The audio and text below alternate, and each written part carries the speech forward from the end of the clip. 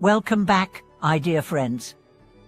I'm truly grateful to share this moment with you again. Today, we are going to dive into a subject that may shake your assumptions, open your heart, and perhaps even change how you see the people who challenge you the most. I want to ask you something that might sound a little strange at first. What if the person who hurt you the most is actually here to help you awaken? What if the so-called enemy in your life is, in reality, a disguised teacher?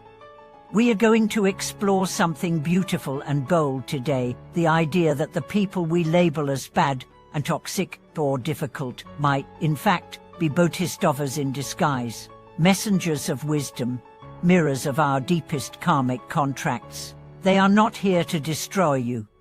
They are here to refine you. And now, this is not easy to accept.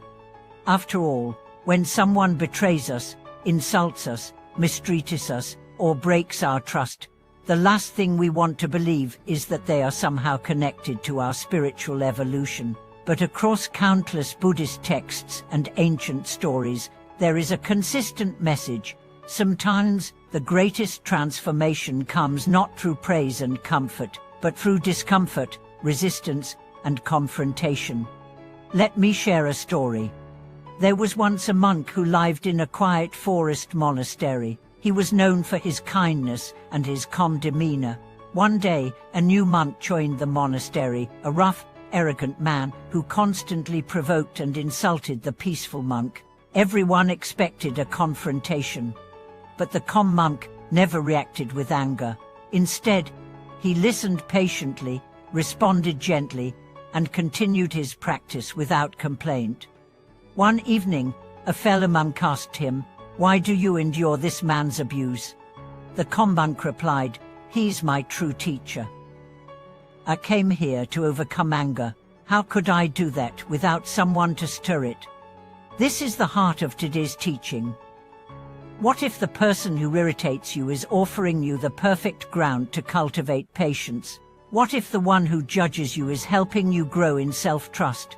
What if the one who walked away from you was sent to teach you how to stand alone? These questions may not bring comfort right away, but they can open the door to a deeper kind of freedom, a freedom rooted not in avoiding pain, but in transforming through it. Think about your own life. Who is the person that triggers you the most? Is it a critical parent, an ex-partner, a former friend, a difficult colleague? Now ask yourself this.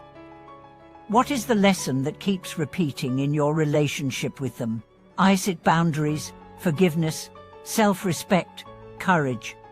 Often, the people we perceive as antagonists are actually catalysts. They push us into parts of ourselves we've avoided. They expose our hidden wounds. They shatter the illusions we've clung to.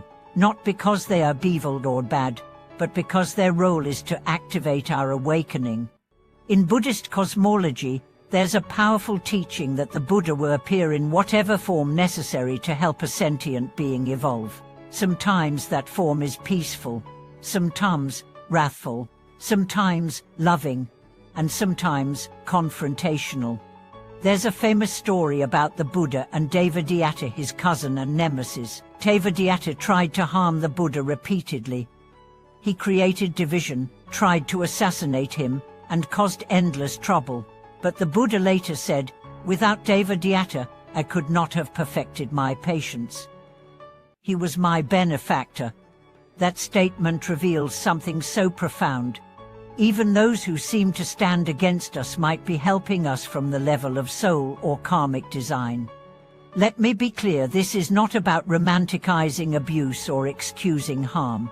It's not about staying in toxic relationships or denying pain, but it is about recognizing the deeper currents beneath our experiences. It's about finding meaning in suffering. It's about transmuting resentment into wisdom. I met a woman once who spent years hating her ex-husband. He had left her suddenly, and the pain haunted her. But during a retreat, she had a realization. She said, "If he hadn't left me, I would never have found my strength. I would never have discovered who I am without someone to lean on." She didn't excuse his behavior. But she no longer carried bitterness. She had reclaimed her power by finding purpose in the pain. When we shift our perspective from why did they hurt me, but to what did I learn about myself because of them, we step into spiritual maturity. And that's where the idea of hidden Bodhisattvas becomes more than just a metaphor. It becomes a lens for transformation. Maybe the friend who betrayed you awakened your discernment. Maybe the boss who belittled you taught you the value of your voice. Maybe the stranger who insulted you helped you uncover your sensitivity and your power to choose peace anyway. Bodhisattvas don't always appear as serene figures in golden robes. Sometimes they appear as that person who cuts you off in traffic, the neighbor who gossips, the parent who never understood you. Why? Because they provoke your growth. They challenge your attachments. They rip the mask off your ego. And if you let them, they help you evolve. Now imagine living with this awareness daily. You walk through the world not with paranoia, but with purpose. Every encounter becomes sacred. Every conflict becomes an opportunity. Every person becomes a mirror. Of course, this doesn't mean we don't set boundaries. A Bodhisattva can teach you through a painful lesson, but your responsibility is to respond wisely, to protect yourself when needed, to speak truth, to walk away if that is the compassionate choice. But even as you set boundaries, you can hold the deeper view. This person helped awaken something in me. There is a kind of dignity in this view. You're no longer a victim of life. You're a student of it. And suddenly, your heart begins to soften. The walls of resentment begin to crack. Compassion flows in. Not just for others, but for yourself, for the part of you that endured, that learned, that stayed open. This is what it means to see through the eyes of a Bodhisattva. You don't condone harm, but you transmute it. You don't glorify pain, but you find the gold hidden inside it. And when you live this way, something miraculous happens. The so-called enemies lose their power over you. You no longer need revenge. You no longer need validation. You become sovereign in your spirit, because you've realized the greatest gift they gave you wasn't their apology. It was the awakening they sparked. Thank you for watching this video. If this message helped you see a difficult relationship with new eyes, I invite you to share your story in the comments. Your courage can uplift others. And if you haven't already, subscribe, like, and turn on notifications. This community is here for you, always. I'll see you in the next video.